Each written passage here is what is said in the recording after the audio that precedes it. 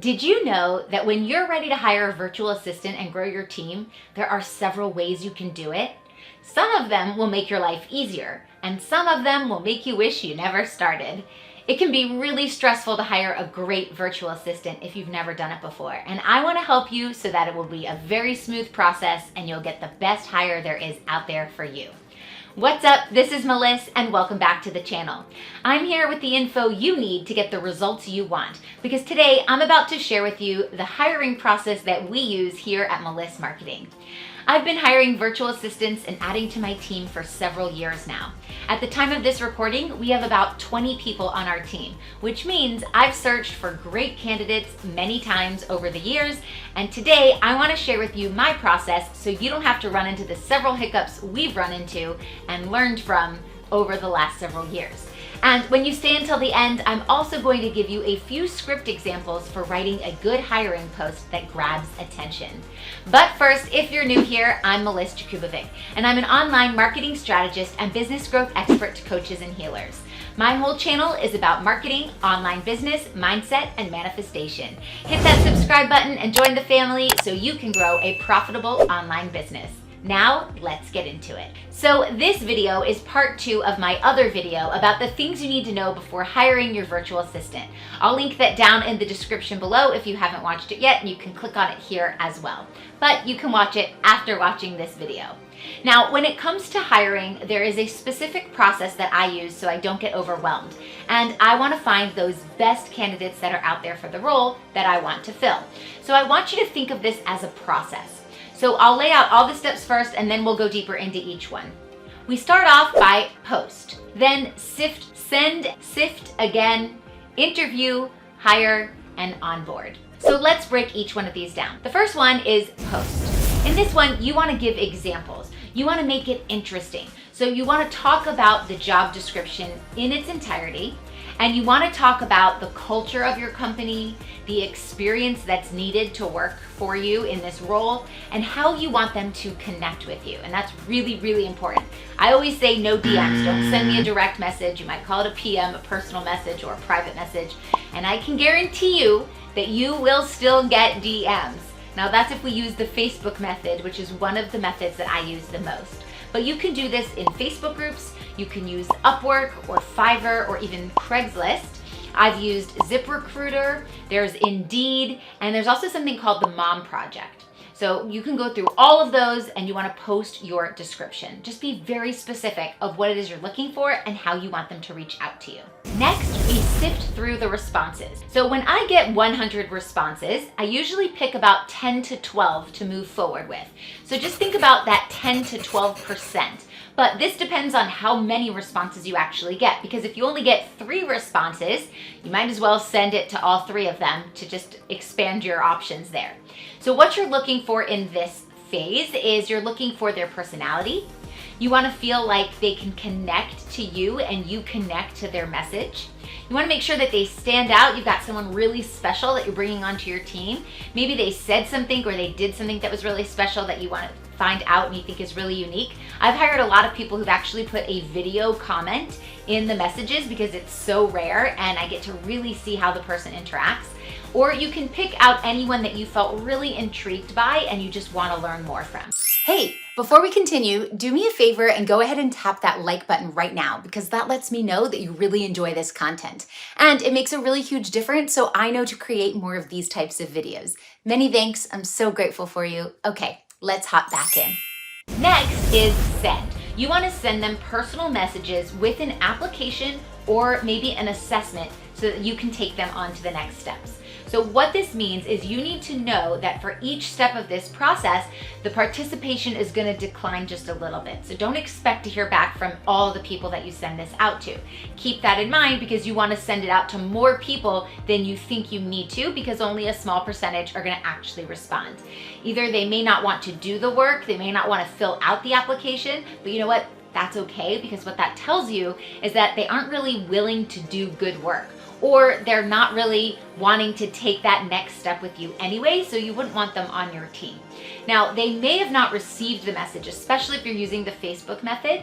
So if you aren't already Facebook friends with these people, your message where you send the assessment or the application might go to their others folder or their spam folder. Sometimes it's called the message request folder. So what you can do is you can comment underneath the responses in the thread where you posted the original message. And then when you send them the message, you can say, hey, I just sent you a message, so that you can make sure that they get access to it. The next step is to sift again. Now this is where you're gonna go through those responses from the application, or you're gonna look over their answers in the assessment and just get a better feel for who they are, how they think, and if you believe they would do good in the work that you want them to do. Now, there is one position that we hire here for in Meliss Marketing all the time, and I have a 20-minute assessment for them to complete every time we bring on a new hire in this department. So what I do is I review all of their answers and I score it, kind of like I'm scoring a quiz or something, just to see who scored the highest. And then I only reach out to the top 3 people who scored well. That way, I don't have to go through everybody. So if you have an assessment, maybe you just reach out to the people who scored the best, or if you only have an application, I would look through the people that applied and just whoever gives you like a good feel, that's who I would connect to. The people you feel like would connect best with you, you want them to have the feeling like they'd be a really good fit for the team. So maybe you liked their answers, or maybe you were very impressed by their experience. I would only reach out to those top applicants. Remember, this is about saving yourself time. So this way you don't have to take on several interviews. You only take on the best of the best. And that leads us to interview. Now this is the fun part because you get to meet the person and have a conversation with them. So first you want to send them a thank you for their responses and for taking the time to complete the application or the assessment, and let them just know that you want to set up the interview with them. Usually they're going to be very excited about this. Some people might not respond, believe it or not, after all that, but it's true. So what you can do is you can suggest a few times that might be good for them to meet, or you can send them a link to your calendar, and I would try to schedule this meeting with them within the next 48 hours. On the interview, you're going to want to ask questions about their experience as it pertains to the job description, and you want to find out more about their personality and how they work with a team. So ask questions about how they would respond in certain situations, or talk through the job description and see if they have any questions for you. I personally like to ask if they're looking for long-term or short-term work. I like to know their availability and also their time zone. That's really important for what I do here at my marketing agency. I also like to know more about their personality to see if they would be a good fit, and have them take a personality test. That's kind of my favorite part of the whole thing. Whether that's Myers-Briggs or Enneagram or horoscope or their human design or even what their birthday is, I just like to know and get a good sense of their personality, that way from my gut feeling. Also, you want to ask for a portfolio or for any previous work that is applicable to the job reference. But here is the caveat. I do not ask for references. It feels really invasive, especially if they are freelancers, and most virtual assistants are. They're not employees. So it's very different than a corporate job asking an employee for references from a previous employer.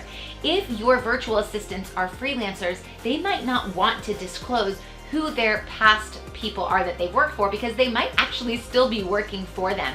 Also, as a business owner myself, I don't want hundreds of people to call me to follow up on past people that have worked in the business. It just doesn't feel right. It feels a little bit invasive because they're freelancers and not employees.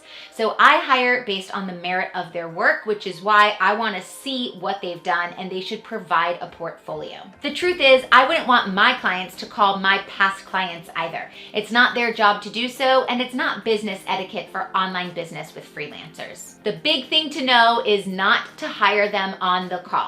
Finish all 3 of the interviews first, and then spend some time, feeling into it, thinking about it before you make your decision. The next step is to hire. So think about who you felt would be the best fit for your team, and then email them, letting them know that you want to offer them the position.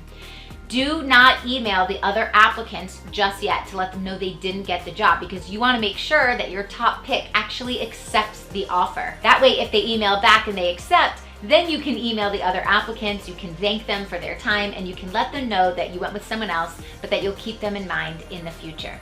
But if your top applicant doesn't accept the job, and this has happened many times, so don't just assume, even if on the job interview it feels like they're 100% gonna say yes, don't make any assumptions. Because if the top applicant doesn't accept the job for whatever reason, then you wanna thank them for their time and offer the job to your second choice. A little secret is I do not hire anyone who has not sent me a thank you email after our job interview. So keep that in mind as well. It just means they took that extra step and they really want to be on the team. The next step is to onboard. So once you've hired them, you want to send them everything they need to get started. And it's best if you have an email already prepared with a checklist, like fill out this tax form, join our Slack channel here for communication, point them in the direction of where they'll find all the training, or set up an onboarding call with them to go over everything. It's really important to have the training already prepared before you even make that first job post. I talk a lot more of that in part 1 of this video called Things You Need to Know Before Hiring Your Virtual Assistant, which is also linked down below. Now, earlier in the video, I said I would share with you a few script examples for writing a good hiring post that grabs attention. So I want to scroll through some Facebook posts that I've used to hire some of my teams inside of some virtual assistant Facebook groups. So what I want to do now is just walk through some examples of posts that I've actually posted in groups before. And sometimes I do cross post, which means that I would post this in more than one group. They're very different. They all have a different style, but one thing that's unique about all of them is they always stand out from all of the other job posts in the group. So here it says, are there any VAs, that's a virtual assistant, any newish VAs with excellent communication skills, detail-oriented? So I'm talking about the qualifications and what I'm looking for, even the rate that I'm willing to pay for this particular position. Again, I say no PMs. Please do not post out to me privately or in the direct messages. And I'm looking for someone that's long-term. So I'm very specific. I say the time zone, and then I got 56 comments on this one. Then I have posted here a different post, and then once the position was filled, I went back and edited it. Instead of taking the post down, this way, if I needed to fill this role again, I could just go back here and look and see either what I wrote or who commented. And here I'm listing out what I'm looking for. Now these styles are a little bit longer. They're a long form style. I need a personal assistant, or I want an admin specialist. I say what the position requires. This one's more traditional looking. Qualifications, day-to-day responsibilities, and directions on how to contact me. I'm specifically speaking to the person that I want. Over here, I discuss all the different things that I want in a paragraph form as opposed to bullet point form. I'm looking for an overachiever, someone who thrives on connection. I want someone who understands spirituality, loves zodiac signs. This is very personality driven, and again, that is based off of the role that I am trying to fill. Now that you know how to find the best person to add to your team, go ahead and click my most recent upload here so you can start making money consistently in your business right now.